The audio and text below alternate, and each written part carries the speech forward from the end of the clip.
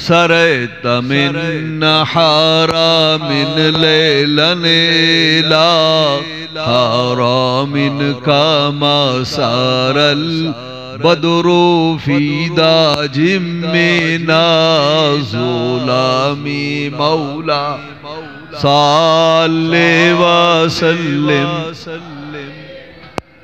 أبدا على حبيب وبالتترقى إلى أن نلت منزلة من قاب قوسين لم تدرك ولم ترامي مولاي صل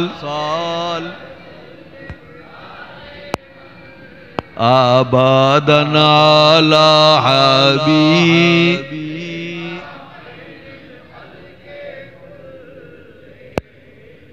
اللهم صل على سيدنا ومولانا محمد معدن الجود والکرم وآلہ وبارک وسلم۔ حضرات محترم، یہ ماہ مبارک رجب ہے اور رجب کا آخر چل رہا ہے۔ اس کی 27ویں شب جو کل ہے، حضور نبی پاک صلی اللہ تعالیٰ علیہ وسلم کی معراج کے سلسلے میں بہت ہی مشہور و معروف ہے۔ اس مہینے میں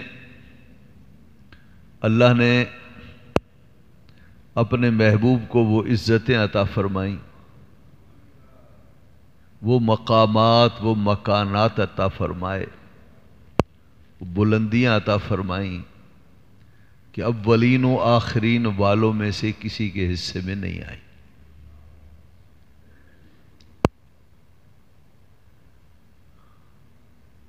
اس شب میں اللہ نے اپنے محبوب پر انعامات کی وہ بارشیں فرمائیں اور اپنے محبوب پر انعامات کے وہ ہدیے نچھاور فرمائے جو بڑے سے بڑے اولو العزم پیغمبر کے حصے میں بھی نہیں آئے۔ ہر نبی کو اللہ معراج عطا فرماتا ہے اور اس نبی کی شان اور مرتبے کے مطابق عطا فرماتا ہے۔ ہمارے حضور جیسا مرتبہ نہ کسی نے پایا، اس لیے حضور جیسی معراج کسی کو نصیب نہیں ہوئی۔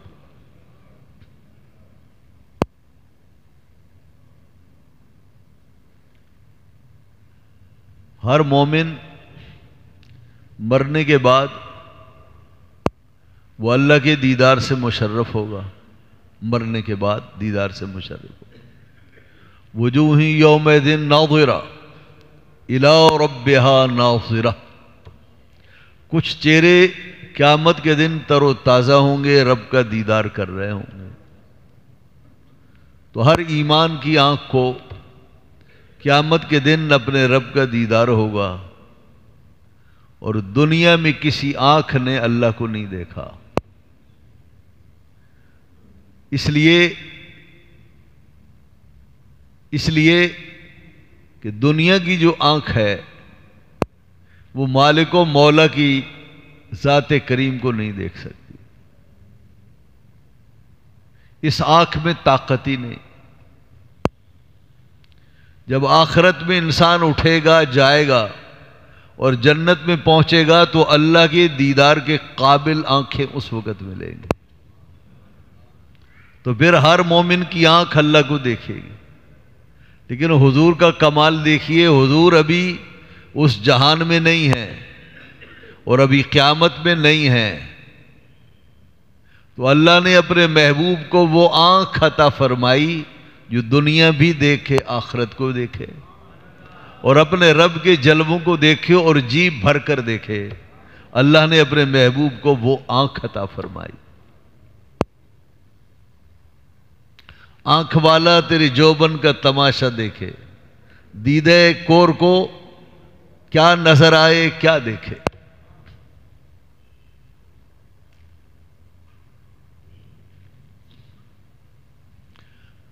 حضور نبی پاک صلی اللہ علیہ وسلم کو یہ جو معراج ہوا یہ اتنا حیرت انگیز تھا،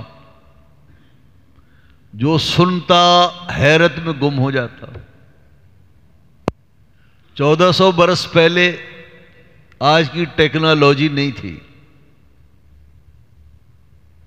یہ پنکھے، یہ کمکمے، یہ معمولی چیزیں اس زمانے کے انسان کی کبھی سوچ و خیال میں نہیں آئی تھی۔ راکٹ، جہاز، سیاروں پر کمندے ڈالنا، اس کو تو سوال ہی پیدا نہیں ہوتا۔ وہ زمانہ گھوڑوں اور اونٹوں پر سفر کا زمانہ تھا، وہ پیدل چلنے کا دور تھا۔ اس دور میں کبھی انسان نے ایسی تیز رفتاری نہیں دیکھی جو آج دیکھنے میں آتی ہے۔ ایسے عالم میں ایک ہستی اٹھے اور یہ کہے کہ لوگوں، میرے رب کا مجھ پر یہ کرم ہوا، میں اپنے گھر میں تھا، اللہ کا ایک پیغام لانے والا شخص پیغام لے کر آیا، میں زمین سے اٹھا، میں سرزمین مکہ سے چلا، میں مسجد اقصی میں پہنچا، میں وہاں سے واپس آیا، جانے میں چند لمحے لگے، آنے میں چند لمحے صرف ہوئے۔ حضور نے اعلان کیا، آسمانوں کی باتیں نہیں کی، اس لیے کہ وہ تو ان کی عقل میں آنے والی نہیں تھی، اسی کو سمجھ لیں یہی بھی بہت کافی تھا۔ آسمانوں کی سیر کی بات نہیں کی، جنت کی سیر کی بات نہیں کی، فرشتوں کی سلامیاں اس کی بات نہیں کی، سدرۃ المنتہا عرش اولا کی بات نہیں کی، اس لیے کہ یہ وہ چیزیں تھیں جو ان کے عقل سے ورا تھی۔ وہ کہتے ہم تو اس کی بات کریں گے جسے ہم نے دیکھا ہوگا، عرش ہے نہیں ہے، آسمان ہے یا نہیں ہے، حوریں ہیں یا نہیں ہے، ہم کیا جانیں، ہم سے زمین کی بات کرو۔ تو نبی پاک صلی اللہ علیہ وسلم نے ان کی استعداد اور ان کی دماغی طاقت کے مطابق بات فرمائی۔ فرمایا لوگوں، میں رات کو مکے سے چلا، میں بیت المقدس میں پہنچا، گیا بھی آیا بھی اسی رات میں، گیا اسی رات میں آیا، چند لمحے خرچ ہوئے، میری سیر مکمل ہو گئی۔ اب تک جو باتیں اہل مکہ نے سنی تھی، مشرکین نے، قریش نے، ان تمام باتوں میں یہ بات سب سے زیادہ نہ ہضم ہونے والی۔ انہوں نے کہا یہ کیسے ممکن ہے، تو ہو ہی نہیں سکتا، یہ تو ناممکن سی بات ہے۔ مشرکین بڑے خوش ہوئے، انہوں نے کہا لوگوں کو ورغلانے کا اس سے اچھا ہتھیار نہیں ہو سکتا۔ بہت سے ضعیف الایمان لوگوں کو ورغلا بھی لیا۔ بازی اس وقت پلٹی جب ابو جہل حضرت ابوبکر صدیق کے پاس گیا۔ پہلے اس نے کہا تھا جو باتیں آپ فرما رہے ہیں مکے والوں کو بلاؤں ان کے سامنے کہیں گے؟ فرمایا بلاؤ، میں سب کے سامنے کہوں گا۔ پھر ابوبکر صدیق کے پاس گیا، پروپیگنڈے میں وہ کامیاب ہوتا نظر آیا، اہل ایمان کو گمراہ کرتا ہوا نظر آیا۔ ابوبکر صدیق کے پاس گئے، پانسا پلٹ گیا۔ ابوبکر تمہارے یار کیا کہتا ہے پتہ ہے؟ آپ نے فرمایا کیا کہتے ہیں وہ؟ کہا وہ یہ کہتے ہیں آج رات کو میں مکے سے چلا، مسجد اقصی پہنچا، واپس مکے میں آیا، اور وہ کہتے ہیں پوری ایک رات بھی نہیں لگی نا، اسی ایک رات کے چند لمحوں میں آنا جانا مکمل ہو گیا۔ ابو بکر عقل سے کام لو، بات سمجھ میں آتی ہے؟ بھئی توجہ ہے؟ تو حضرت ابوبکر صدیق نے فرمایا یہ بتا پاگل آدمی، کیا واقعی میرے محبوب نے یہ بات فرمائی ہے؟ اس نے کہا اگر شک ہے تو آؤ، میں تمہیں لے جاتا ہوں سین حرم میں، دیکھ لو۔ تو آپ نے فرمایا اس کی ضرورت نہیں ہے۔ انہوں نے فرمایا ہے نا، کہا فرمایا ہے۔ اب نے فرمایا اگر وہ فرماتے ہیں کہ رات کے چند لمحوں میں گئے اور آئے، خدا کی قسم سچ فرماتے ہیں، حق فرماتے ہیں، میں یقین کروں۔ ابو بکر تمہارا دماغ چل گیا۔ آپ نے فرمایا بے وقوف، تو زمین کی باتیں کرتا ہے، میں صبح و شام آسمانوں پر ان پر جو پیغامات آتے ہیں میں ان پر ایمان لاتا ہوں، اسے اپنے کانوں سے سنتا ہوں، یہ تو زمین کی بات ہے۔ یہاں وہ رہا ملک شام، یہ میرے نبی کے لیے کیا بعید بات ہے۔ ہاں، ان کے کمالات اس سے بالا ہیں۔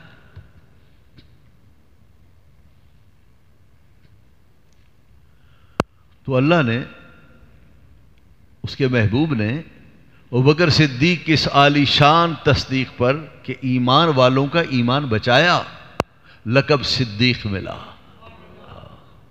سب سے بڑے سچے، بہت اعلی تصدیق فرمانے والے ابوبکر صدیق۔ حضور نبی پاک صلی اللہ علیہ وسلم چلے، زمین سے چلے،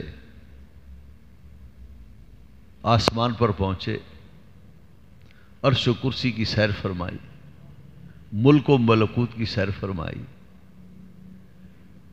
کوئی شخص یہاں سے کراچی جائے، جہاز پر جائے، جہاز پر واپس آئے، گھنٹوں چاہیے۔ حضور تشریف لے گئے مسجد اقصی، براق پر تشریف لے گئے، انبیاء کی امامت فرمائی، انبیاء نے حضور کی شان کے خطبے پڑھے سنے، پھر حضور نے ارشادات گرامی سے نوازا، وقت لگا، پھر سیڑھی پر بیٹھے، آسمانوں پر پہنچے، آسمانوں کی سیریں فرمائی، انبیاء سے گفتگو فرمائی، اپنی امت کے لیے بہت کچھ کیا، عرش سے اوپر پہنچے، ہر جگہ پر اپنے قدموں سے نوازتے چلے گئے، پھر عرش سے نکل کر مکان کے حدود سے بھی نکل گئے، مکان کے حدود سے بھی نکل گئے۔ کہاں گئے؟ جہاں کہاں نہیں، کدھر گئے؟ جہاں کدھر نہیں، نہ ادھر نہ ادھر، نہ کدھر، نہ اوپر نہ نیچے، یہ اللہ جانے وہ کیسی، وہ اس کو جگہ بھی نہیں کہہ سکتے، اس لیے کہ وہ تو مکان نہیں۔ تو اللہ اپنے محبوب کو وہاں لے گیا جہاں ہماری عقلیں کام نہیں کرتی، اس لیے کہ صرف تصور ہے، بس خیالات ہے، جس کا خیال کیا جا سکتا ہے، ہم اس کی حقیقت کو نہیں سمجھ سکتے۔ حضور تشریف لے گئے، وقت کتنا لگا؟ یہاں سے آسمان اول کی مسافت 500 سال کا راستہ ہے۔ یہاں سے کوئی پہلے آسمان پر جائے تو کتنا راستہ ہے؟ 500 سال کا راستہ۔ ہمارے سیارے جاتے ہیں اوپر، اور ہمارے سائنسدان فضائے عالم کی بلندیوں میں جاتے ہیں، واپس آتے ہیں، 6 ماہ لگ جاتے ہیں، سال لگ جاتا ہے، کم زیادہ وقت لگتا ہے۔ حضور صلی اللہ علیہ وسلم کہاں تک گئے؟ یہ سیارے تو بیچارے بہت نیچے ہیں، آسمان اس سے بھی بلند ہے۔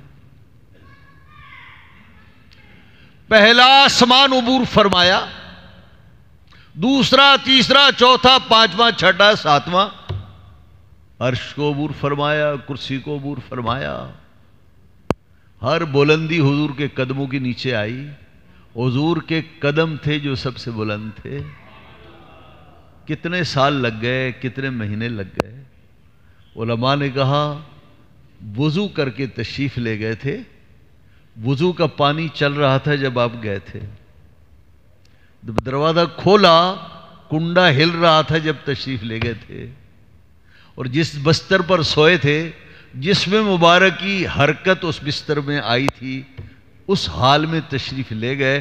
جب واپس تشریف لائے تو اتنا ہی وقت لگا، کنڈا بھی ہل رہا تھا، پانی بہہ رہا تھا، بستر کی گرمی برقرار تھی۔ ہے عقل میں بات آتی، عقل کے گھوڑے پیچھے رہ جاتے ہیں، عقل کی پروازیں ختم ہو جاتی ہیں۔ ایسی زبردست سیر فرمائی، کیسے سمجھائیں، کیسے؟ اصل میں ایسا ہوتا ہے کہ اللہ رب العزت اپنے بندوں کے لیے کبھی وسیع چیزوں کو چھوٹا سا کر دیتا ہے اور کبھی چھوٹی چیزوں کو وسیع کر دیتا ہے. عین ممکن ہے آپ کے لیے 1 منٹ گزرا ہو اور ایک اور شخص ہے جس کے لیے صدیاں گزر گئی ہیں. ممکن عین ممکن ہے. آپ کے لیے تو 50 سال گزر گئے، اس کے لیے 1 سیکنڈ 1 منٹ گزرا ہو. اس کو کہتے ہیں ضبط و بسط. اللہ جس تنگ چیز کو چاہے تو پھیلا دے اور جس پھیلی ہوئی چیز کو چاہے تو سکیڑ دے. میں ایک مثال دیتا ہوں.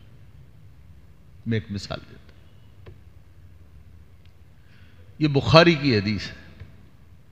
داؤد علیہ السلام اللہ کے پیغمبر ہیں. داؤد علیہ السلام کا نام سنا ہے؟ بادشاہ پیغمبر، بیٹا بھی بادشاہ اور باپ بھی بادشاہ.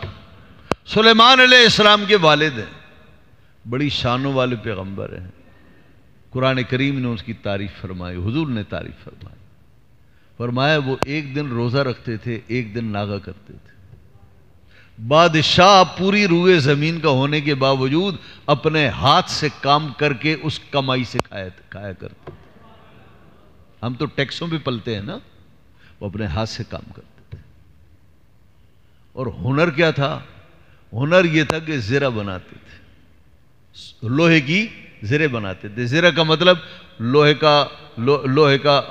لوہے کی بنیان، لوہے کی قمیص، تاکہ میدان جنگ میں لڑا جائے تو یہ بچا سکے. ڈھال بناتے تھے. تو داؤد علیہ السلام کا کوئی بہت بڑا کارخانہ ہوگا جہاں ڈھالیں بنتی تھیں اور جہاں پر جو ہے وہ زریں بنتی تھیں، اور بہت بڑی بھٹی ہوگی جہاں سونے کو پگھلایا جاتا ہوگا. ایسا کچھ بھی نہیں، وہ جیسا چاہتے تھے سونا وہ لوہا ویسا ہو جاتا تھا. وہ چاہتے تھے تارے بن جاتا تھا، زرہ بناتے تھے. یوں اتنا عالی شان پیغمبر جس کے آگے اللہ نے پہاڑوں کو اور لوہے کو مسخر کر دیا ہو، وہ اپنے ہاتھ کی کمائی خود کھاتا تھا. تو داؤد علیہ السلام کے لیے آیا. داؤد علیہ السلام ایک پیغمبر ہیں اور ان پر ایک کتاب نازل ہوئی آسمانی. جانتے ہیں کون سی کتاب ہے؟ جی، زبور آپ پر نازل ہوئی. زبور ایک کتاب ہے. کتاب بتائیے، کتاب ختم کرنے میں وقت لگے گا یا نہیں؟ بولو بھائی، بولو. لگے. میں آپ کو کہتا ہوں، آپ اپنی گاڑی کھولیں، دروازہ کھولیں اور آپ اسٹیرن کے پاس بیٹھ جائیں، ڈرائیونگ سیٹ پر بیٹھ جائیں آپ، اور میں یہ کہوں کہ آیت الکرسی دروازہ کھولو اور کھول کر آیت الکرسی پڑھو، بیٹھنے تک ختم کر دو، کر لیں گے آپ؟ جی قاری صاحب، آپ کا تو قرآن بہت پکا ہے نا، نہیں کر سکے، وقت لگے گا. ہاں، قل هو اللہ پڑھی جائے تو شاید ختم ہو جائے. حضرت داؤد علیہ السلام ایک سورت، 2 سورت، ورق اور صفحے کی بات نہیں، پوری کتاب تورات، انجیل، زبور شریف. حدیث میں آیا جس گھوڑے پر بیٹھتے تھے نا، تو گھوڑے کی زین کے ادھر بھی اور ادھر بھی لٹکی ہوئی چیز ہوتی ہے جس کے اندر پاؤں رکھتے ہیں. جی اسے کیا کہتے ہیں؟ رکاب. حضرت داؤد علیہ السلام جب گھوڑے کی پہلی رکاب میں پاؤں رکھتے تو کیا کرتے تھے؟ زبور شریف پڑھنا شروع کر دیتے تھے. یہ محمد الرسول اللہ صلی اللہ تعالی علیہ وسلم کا فرمان ہے. حضور فرماتے ہیں پہلی رکاب میں جب اپنا پاؤں مبارک ڈالتے، تورات زبور شریف کی تلاوت شروع فرما دیتے. فرمایا دوسری رکعت میں پاؤں پڑتا تھا کہ زبور شریف ختم ہو جاتی تھی. ہم تو آیت الکرسی بھی نہیں پڑھ سکتے اور وہ پورا قرآن ختم کرتے تھے. بتائیے یہ کیسے ممکن تھا؟ اس لیے کہ اللہ نے ان کے لیے، اپنے ان نیک بندوں کے لیے زمانوں کو مسخر کر دیا تھا. زمانوں کو مسخر کر دیا. وہ زمانہ جو میرے لیے 1 سیکنڈ کا ہے، اللہ اسے پھیلا کر ان کے لیے 1 گھنٹے کا کر دیتا ہے، 1 دن کا کر دیتا ہے۔ اللہ نے زمانے کو، سکڑے زمانے کو پھیلا دیا۔ قیامت کتنے سال کی ہوگی؟ فی یومن کان مقدارہ الف سنہ، 1000 سال۔ کان مقدارہ 50 جی قاری صاحب 50 الف سنہ، 50 الف سنہ۔ قیامت کا دن 50,000 سال کا ہوگا، 10,000 سال کا ہوگا، 1,000 سال کا ہوگا۔ تو یہ بتائیے 1,000 سال، 50,000 سال، 10,000 سال، فرق ہے یا نہیں؟ اسلم بھائی کچھ تو خیال کرو، ان بچوں کو روکا کریں آپ۔ تو قرآن کریم فرماتا ہے قیامت کا دن 1,000 برس کا، قیامت کا دن 10,000 برس کا، قیامت کا دن 50,000 برس کا۔ یہ 2 متضاد چیزیں ایک دن کے لیے کیسے ہو گئیں بظاہر؟ تو علماء نے کہا کسی کے لیے 50,000 سال کا ہوگا، کسی کے لیے 10,000 سال کا ہوگا، اور کسی کے لیے 1,000 سال کا ہوگا۔ حضور فرماتے ہیں کس کے لیے کتنا ہوگا؟ 2 رکعت جتنی وقت میں آدمی نماز پڑھتا ہے۔ تو 1 دن اور 1 زمانہ، آپ کے لیے 1 منٹ کا، ان کے لیے 1 سال کا، کسی کے لیے 10 سال کا، کسی کے لیے 1,000 سال کا، اور کسی کے لیے 50,000 سال کا۔ وہ زمانہ جو صدیوں پر پھیلا ہوا تھا، اللہ نے اپنے محبوب کو اتنا سا کر دیا۔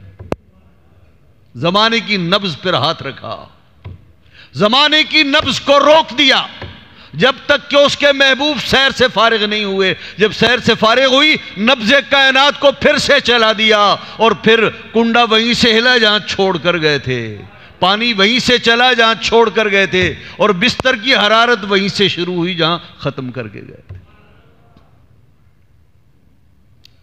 حضرت سیدنا شہاب الدین سہروردی جو غوث پاک کے مریدوں میں سے ایک ہے، ان کا بیٹا کہتا ہے حج پہ گیا اپنے والد کے ساتھ، فرماتے ہیں ابا جان یہ دیکھیے کعبۃ اللہ شریف کا نقشہ فرض کیجیے، یہ حجر اسود ہے، تو 7 پھیرے لگائیں تو ایک طواف ہوتا ہے، اور طواف کہاں سے شروع ہوتا ہے؟ کعبۃ اللہ کے اس رکن اسود سے شروع ہوتا ہے، حجر اسود سے، اور یہ 10 قدم پر کعبۃ اللہ کا دروازہ آتا ہے، 10 قدم بھی نہیں لگتے، کعبۃ اللہ کا دروازہ ہے۔ بیٹا باپ سے کہتا ہے ابا جان بڑی حیرت انگیز بات دیکھی ہے میں نے، ابا جان میں نے دیکھا کہ ہم نے طواف شروع کیا، میرے آگے ایک مرد خدا تھا، اس نے بھی طواف شروع کیا، اس نے چوما حجر اسود کو، میں نے چوما، اب وہ طواف کے لیے اس نے جیسی قدم رکھا تو اس نے کہا اعوذ باللہ من الشیطان الرجیم، بسم اللہ الرحمن الرحیم، الحمدللہ رب العالمین۔ ابا جان خدا کی قسم ابھی دروازے کعبہ پر نہیں پہنچا، والناس تک اس نے قرآن کریم پڑھ کر ختم کر دیا، والناس تک قرآن کریم ختم کر دیا۔ اور ابا جان اللہ کی قسم ایک ایک حرف میں نے صاف صاف سنا۔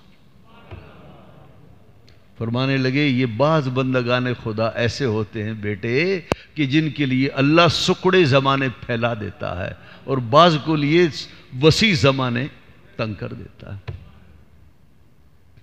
بعض اولیاء اللہ کو دیکھا گیا کہ آپ یہاں سے چلے، 1 ہفتے کا سفر کیے، ایک مقام پر پہنچے، پتہ یہ چلا کہ اللہ کا یہ بندہ 1 گھنٹہ پہلے اپنے گھر میں تھا، کیا ہوا؟ اللہ نے زمین سکیڑ دی، اور وہ زمین کے جو 1000 گز کی مسافت تھی 10 قدموں کے برابر کر دی۔ تو اللہ نے اپنے محبوب کے لیے ایسا ہی کیا۔ حضور نے معراج کی، اور حضور کی معراج کیا ہے کہ اپنے رب کو دیکھیں، اپنے رب کا قرب پائیں۔ حضور کے صدقے میں اللہ نے اس پوری کائنات کو بھی معراج کرا دی، براق کو معراج کرا دی، انبیاء علیہ السلام کو بیت المقدس میں بلایا، نبی پاک صلی اللہ علیہ وسلم نے انہیں نماز پڑھائی، حضور ان کے امام بنے، وہ مقتدی بنے۔ یہ پروٹوکول بھی ہے اور ان انبیاء کی عزت بھی ہے۔ جبرائیل امین کو ساتھ رکھا، اس لیے کہ جتنا عالی شان مہمان ہوگا، استقبال کرنے والا بھی اس حاکم اور اس حکومت کا عالی شان آدمی ہوگا۔ حضرت سیدنا جبرائیل امین سید الملائکہ، فرشتوں کے سردار ہیں، تو سردار جو جہاں کے لیے اللہ نے فرشتوں کا سردار چنا، حضور کے ساتھ رہا۔ کہاں تک رہے؟ سدرۃ المنتہا، منتہا، اسے منتہا کہتے ہیں۔ منتہا کا معنی اینڈ، اختتام۔ سدرۃ المنتہا کیوں کہتے ہیں؟ زمین سے جو نیچے سے جائے گا، زمین سے اٹھ کے جائے گا، اس سے اوپر نہیں جا سکتا، نیچے کی پرواز کا یہ اینڈ ہے۔ نیچے سے پرواز کوئی کرے، اوپر آئے تو اس کا اینڈ، اور اگر کوئی اس سے اوپر آئے نیچے تو سدرۃ المنتہا اس کا اینڈ ہے۔ نیچے والا سدرہ سے اوپر نہیں جا سکتا اور اوپر والا سدرہ سے نیچے نہیں آ سکتا۔ یہ کس مخلوق کی بات ہے؟ جو آسمانوں کی مخلوق ہے، وہ فرشتے جن کی پرواز کا ہم تصور نہیں کر سکتے، اور وہ سید البشر جو زمین اور خاک سے اٹھا، اس کی شان یہ ہے کہ یہاں سے جائے تو بھی سدرہ آڑ نہیں بنتا، اوپر سے آئے تو بھی سدرہ رکاوٹ نہیں بنتا۔ اللہ نے ان کے لیے سب راہیں کھولی ہوئی ہیں، ان کے لیے کوئی پابندی نہیں۔ کیوں؟ اس لیے کہ اللہ رب العزت چاہتا تھا میرا محبوب جبرائیل امین ان کی خدمت میں رہے، تاکہ یہ جبریل کی معراج ہو جائے۔ میرا محبوب سدرہ پر آئے، سدرہ کی معراج ہو جائے۔ میرا محبوب جہاں جہاں قدم رکھے، اس جگہ کی معراج ہوتی جائے۔ بس حضور کی معراج یہ ہے کہ رب تک پہنچیں، اور ساری کائنات کی معراج یہ ہے کہ حضور کے قدموں تک پہنچے۔ تو جس پر حضور کے قدم لگے، انہیں معراج مل گئی۔ انبیاء سے ملاقاتیں کی حضور نے، اپنے رب کا دیدار کیا، موسیٰ علیہ السلام سے ملاقات کی۔ جب آدمی کسی بڑی جگہ پر جاتا ہے، شاندار جگہ پر، اور معلوم ہو کہ پھر واپس نہیں جاؤں گا، تو اپنے گھر والوں کے لیے، بچوں کے لیے تحفے لے کر آتا ہے۔ تو حضور بھی کوئی تحفہ لے کر آئے؟ ہاں، لے کر آئے۔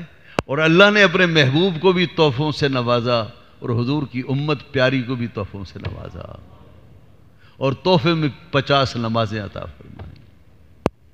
موسیٰ علیہ السلام نے عرض کیا، یا رسول اللہ، آپ کی امت 50 نمازیں نہیں پڑھ سکے گی، میں بھی تو رسول ہوں نا، امت کو میں بھی جانتا ہوں۔ 2 نمازیں نہیں پڑھ سکتی تھی بنی اسرائیل، آپ کی امت 50 کہاں سے پڑھے گی؟ صحیح فرما رہے تھے۔ حضور فرماتے ہیں بار بار مشورے دیے، میں رب کی بارگاہ میں آتا جاتا رہا، یہاں تک کہ 5 نمازوں پر معاملہ ٹھہر گیا کہ 5 نمازیں امت پڑھے گی۔ تو موسیٰ علیہ السلام پر اللہ کرم فرمائے، اور اللہ موسیٰ علیہ السلام کا بھلا فرمائے۔ اس امت کے لیے انہوں نے بھلے کا سوچا، اور ان کی سفارش کو حضور نے قبول فرماتے ہوئے 50 سے 5 نمازوں پر لے کر آئے۔ علماء نے کہا اس بیچ میں بھی ایک راز ہے۔ اس میں لطیفہ یہ ہے کہ موسیٰ علیہ السلام نے امت کا بھلا کیا، حضور نے موسیٰ علیہ السلام کا بھلا کیا۔ موسیٰ علیہ السلام نے دیکھا کہ میں نے اپنے رب سے کوہ طور پر التجا کی تھی، رب ارنی مالک و مولا، میں تجھے دیکھنا چاہتا ہوں۔ فرمایا لن ترانی، نہیں دیکھ پائے گا، یہاں تک کہ پہاڑ کو دیکھو۔ پھر اللہ نے ایک سوئی کے ناکے کے برابر ایک تجلی پہاڑ پر ڈالی، موسیٰ علیہ السلام گرے اور بے ہوش ہو گئے، اللہ کی زیارت نہ کر سکے۔ موسیٰ علیہ السلام نے دیکھا یہ ہستی ہے جس نے سر کی آنکھوں سے رب کا دیدار کیا، اس کی آنکھوں میں رب کے دیدار کے جلوے بس رہے ہیں۔ یہ بار بار جائیں، میں بار بار انہیں دیکھوں، یہ رب کو دیکھے، میں مالک و مولا کو دیکھنے والی آنکھ کو بار بار دیکھوں۔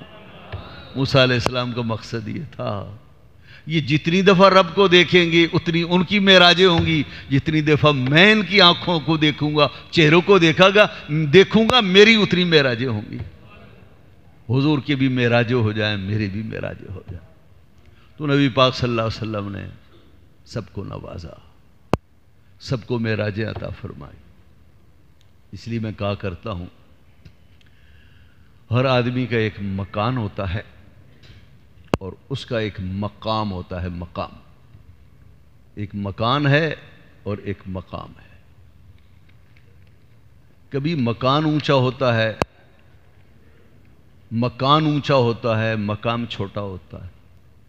کبھی مقام بڑا ہوتا ہے، مکان چھوٹا سا ہوتا ہے۔ اللہ نے اپنے محبوب کا مقام تو اتنا اونچا کیا کہ ان کے مقام تک کوئی نہیں پہنچ سکتا، یہ سب جانتے ہیں اور مانتے ہیں۔ تو اللہ نے اپنے محبوب کو بالائے عرش بلا کر دنیا کو پیغام دیا، لوگوں میرے محبوب جیسا کوئی نہیں، نہ مقام ان جیسا کسی کا ہے، نہ مکان ان جیسا کسی کا ہے۔ مکان بھی ان کا سب سے اونچا، مقام بھی ان کا سب سے اونچا، سب سے اولا و اعلیٰ ہمارا نبی اور سب سے بالا و بالا ہمارا نبی۔ تو یہ جو تحفہ ہے نماز کا، اتنا بڑا تحفہ ہے، آسمانوں سے آیا ہے، حضور لے کر آئے ہیں، لیکن ہمارے پاس اس تحفے کی قدر و قیمت نہیں۔ معلوم ہے اس کی قدر و قیمت کیا ہے کہ جب اس تحفے کو اپنایا جائے، بندے کے لیے سجدے کا جو مقام ہے وہ اللہ کی بارگاہ میں انتہائی قرب کا مقام ہے۔ اگر کوئی بندہ یہ چاہے حضور کے قدموں کی برکتوں سے میں بھی تو معراج پاؤں، وہ اللہ کی بارگاہ میں نمازیں پڑھا کرے، سجدے میں جائے گا، اللہ کا قرب پائے گا۔ یہی ہماری معراج ہے۔ اللہ رب العزت 5 وقت کا نمازی بنائے اور اس تحفے کی قدر کی توفیق عطا فرمائے۔